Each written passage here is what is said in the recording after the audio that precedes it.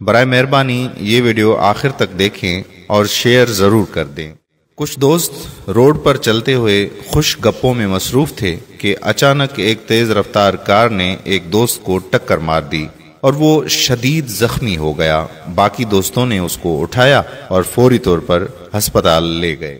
ڈاکٹروں نے علاج شروع کیا تو معلوم ہوا کہ لڑکے کے گردے سے خون نکل رہا ہے۔ ڈاکٹرز نے فوراً آپریشن کے انتظامات کیے اور لڑکے کا گردہ نکال دیا گیا۔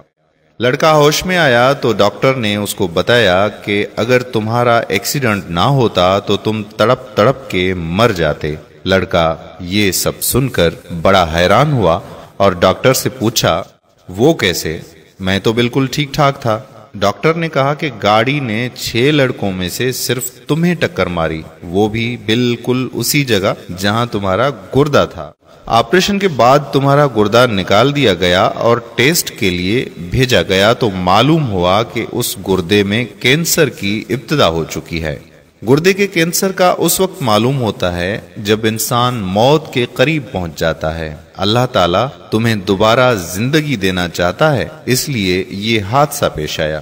اگر یہ ایکسیڈنٹ نہ ہو تو کینسر کا پتہ نہ چلتا اور تم تڑپ تڑپ کے مر جاتے۔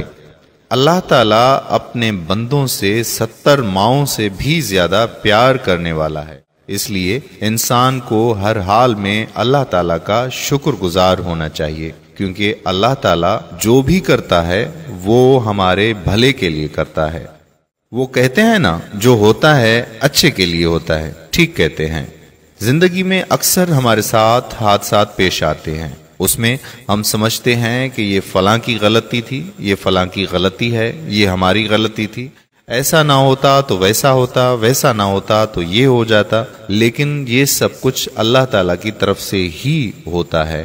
ہر مسئلے میں کوئی نہ کوئی مصلحت چھپی ہوئی ہوتی ہے، ہر پریشانی میں ہماری کوئی نہ کوئی بھلائی چھپی ہوئی ہوتی ہے۔